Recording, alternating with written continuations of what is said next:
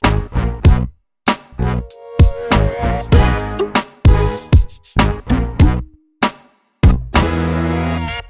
this is Brian Pash, and welcome to another podcast. On today's show, I want to tackle the topic of finding the right marketing mix to optimize the sales generated by the marketing budget a dealer sets each month. Now, before we jump into some of the specific suggestions and strategy, let's make sure we're all on the same page on a couple of topics. Number one, digital advertising was invented to help accelerate e-commerce, meaning an ad showing in Google search or Bing search or Yahoo search, when clicked, brought a consumer to a place to transact business.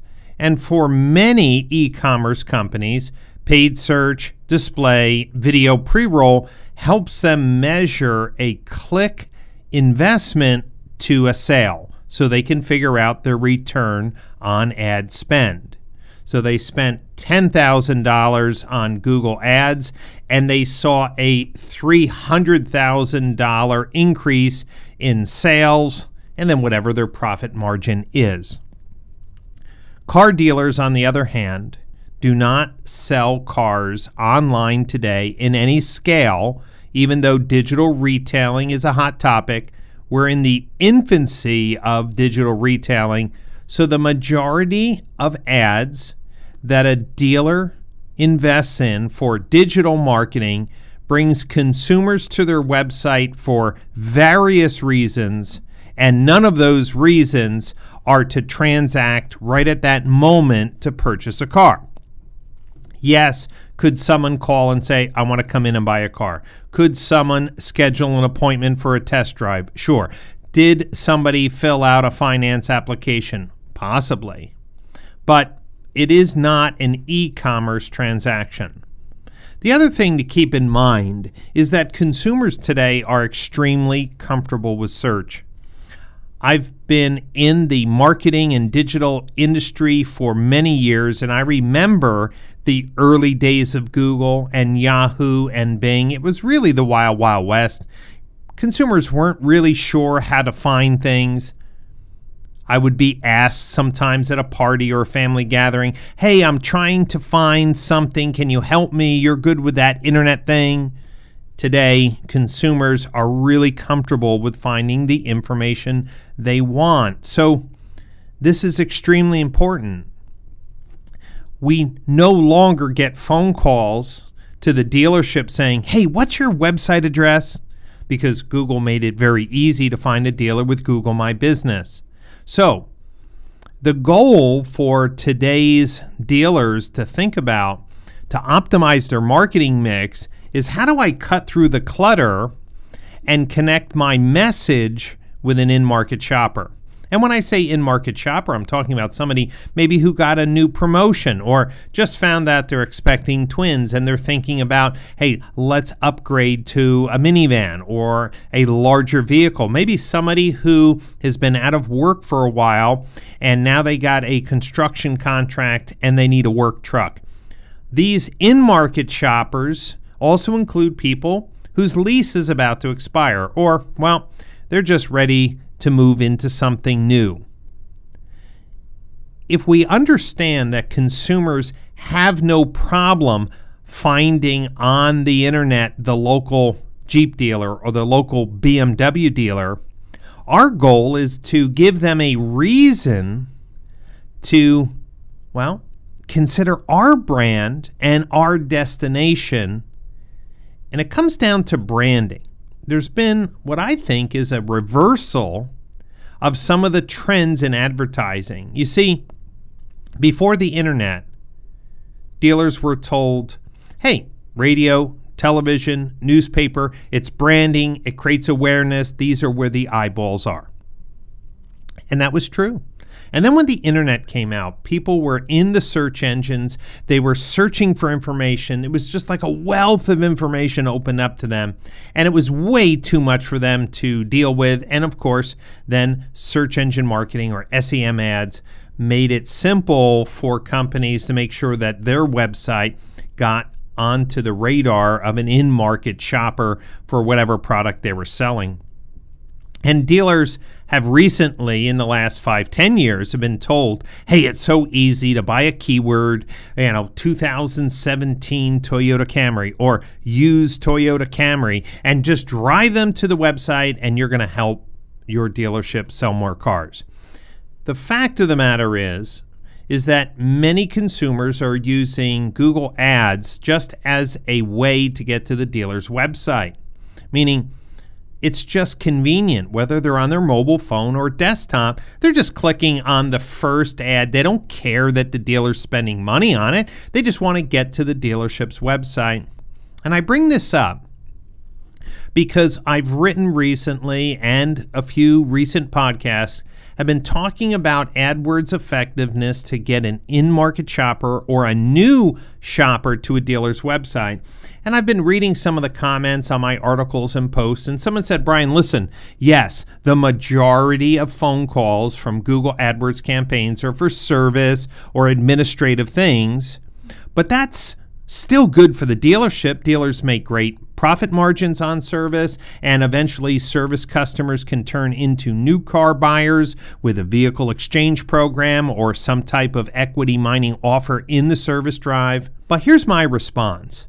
Dealers are strategically looking for ways to invest to get more sales this particular month or over the next 60 days. And if they found out that over half of their conversions from Google Ads was generating opportunities for business but nothing to do with vehicle sales, they should know that. I don't think most dealers understand it. So it comes down to this.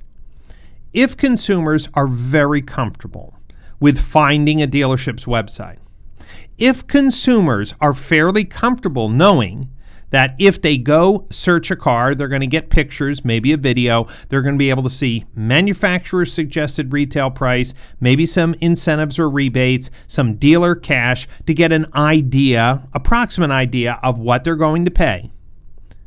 Well, then the real challenge is how can dealers be present when in-market shoppers are considering where to go, which products to investigate, which vehicles to test drive? And in some respects, I think we're going backwards in time to thinking about branding. And I think this breathes new life into traditional channels like broadcast and cable television. Cars are an emotional purchase. They're a visual product. They excite the consumer. I recently drove in a Ferrari California T through the windy roads of Italy. Man, so many people looked at that car. It's a visual, emotional, visceral experience to be driving at high speeds in a Ferrari. Consumers can engage with visual marketing tools so much better than a simple SEM ad. And that's why dealers need to think about online marketing today as an extension of general branding, meaning their cable television and broadcast commercials should be consistent and reflective on Twitter, Facebook, Instagram, and of course YouTube pre-roll. I am totally convinced that dealers are trying to tactically and as almost like a sharpshooter or a sniper trying to find consumers based on this single keyword fallacy. And I encourage you to listen to my podcast that I posted last week on the single keyword fallacy. Rather, I think dealers would do better if they took time to focus on their why buy message, if they focused on customer service and great online reviews, and they created a clear branding message that cut through all the clutter and encourage consumers to visit their website or dealership because of how they treat customers, how their products perform, and, well, the experience of their peers. When you look at Google ad campaigns, when you look at Facebook ad campaigns, you will find that the more specific you get and believe that you are attracting this specific in-market shopper, the more disappointment you see. Yeah, that's absolutely the case. Now, there are some advanced technologies where companies are using artificial intelligence. Lot links is one of them. Outsell is another one. Client command is another one, where they're using multiple touch points to interpret intent and then present the proper ad.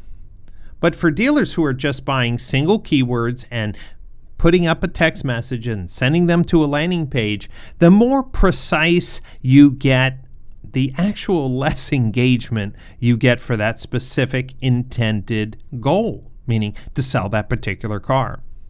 Yet, the number one channel for all conversions on a dealer's website is their Google My Business listing. It shows up for branded terms, so the dealer's name and the brand and city. The number one conversion channel. When you look at all of the conversions that come to the dealership per month by any marketing channel, Google Ads, Facebook, YouTube, email marketing, it's the Google My Business listing. What does it tell you? Is that consumers have no problem getting to the dealer's website. They just have to have a reason to get there. And the reason why I'm having this podcast discussion is because dealers are trying to find the right marketing mix, and I think they need to be doing more branding messages, yes, specific promotions, short-time offers to hit stair-step programs, or to move some inventory because of, well, some bogeys that the OEM has put out there. Okay, I get it. But for consistent sales, you have to create an amazing customer experience that can be shared. It can be leveraged through your online reviews, and it can be clearly stated to consumers, whether it's on radio, television, cable, an SEM ad, a Facebook video, an Instagram post, or any effective platform where consumers are spending time. So I want you to think about this. Ask yourself, are you looking at the engagement of consumers who click on your ads? Now, if you've set up your website using consumer engagement tracking according to the PCG specification, well, you have the answers, you have the data in front of you, meaning you're going to find certain campaigns are generating the majority of the conversions, and you're spending thousands of dollars on campaigns that really don't have any measurable or connected behavior to a vehicle purchase. That's why I want you to rethink. Are you spending enough on Facebook to get your branding message out? Are you spending enough on local cable and broadcast to get your branding message out? When people are in market for a car, are they coming to you? If somebody said, hey, I need some cheap razor blades or inexpensive razor blades, you may say, oh, it's Dollar Shave Club or it's Harry's. Why? Because they've spent a tremendous amount of money in branding. Someone says, oh, I need some lingerie. Oh, go to Victoria's Secret. You see, we can't forget that the internet has evolved. Consumers have so much information at their fingertips. They are not overwhelmed. They can find out any details about a car, price, their trade-in from multiple sources. All they need is to know why they should come to your website for a great brand experience. That's why companies like TrueCar have been so successful. They made a clear brand promise. They got it out on television and radio and in print, and consumers wanted that brand experience. I want to encourage you to optimize your marketing mix. What is the brand experience that you want for consumers to have? Are you clearly speaking that value proposition, that clear reason why consumers should do business with you? Are you doing it in visual and audible medias that can, well, create passion, excitement, call to action messages? Don't think that an effective marketing strategy is 100% digital. I don't believe that. And the data is showing that dealers who remove inefficient digital click-based campaigns and move to more effective immersive branding campaigns with that wasted dollars have an overall more effective sales strategy. So what are you waiting for? Are you willing to put your own marketing to the test? Will you look in the mirror and say, what is the brand experience that I'm communicating? If it's just price and payment, well, then you have no brand experience. Everyone has a price and payment and no one believes it. So spend some time working on that brand experience, and then make sure through video and auditory messages you can get that brand experience message out in the community, really repeat it often, and then use all of the digital and traditional media platforms to drive that awareness of that brand promise, that reason to do business with you. Listen, consumers know what a Ford looks like, and they know what a Chevy looks like. They know what a Hyundai and a Kia looks like. They need to know why they need to drive to your dealership. And guess what? That's not long tail keyword searches. That's some basic branding that should be immersive on all marketing channels, traditional and digital, to help a dealership sell more cars in a digital age. If you would like to take your marketing strategy to the next level, if you would like some help discussing with your peers what they're finding as an optimal marketing mix, then come out to the Automotive Analytics and Attribution Summit. It's November 18th, 19th, 20th in beautiful Palm Beach at the Breakers Hotel. Now on the 18th, I'm doing a full-day workshop on Google Analytics certification for automotive professionals. If you buy a premium ticket, you can attend that session.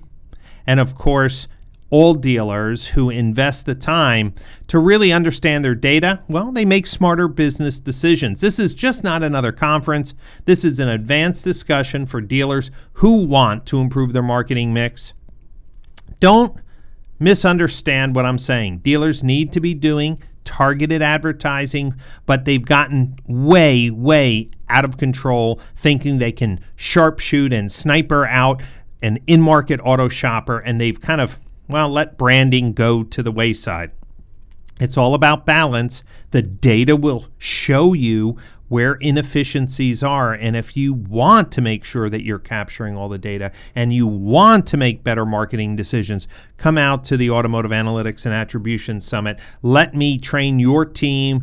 Meet with the vendors who are revolutionizing attribution, data marketing, marketing automation, artificial intelligence, all these tools to help dealers sell more cars in a digital age. If you need more information on the summit, it's automotiveattributionsummit.com. That's automotiveattributionsummit.com. And I look forward to seeing some of my podcast listeners at the show. Thank you so much for investing your time with me today. I look forward to sharing some more time with you in a future podcast, and we release new episodes every Monday.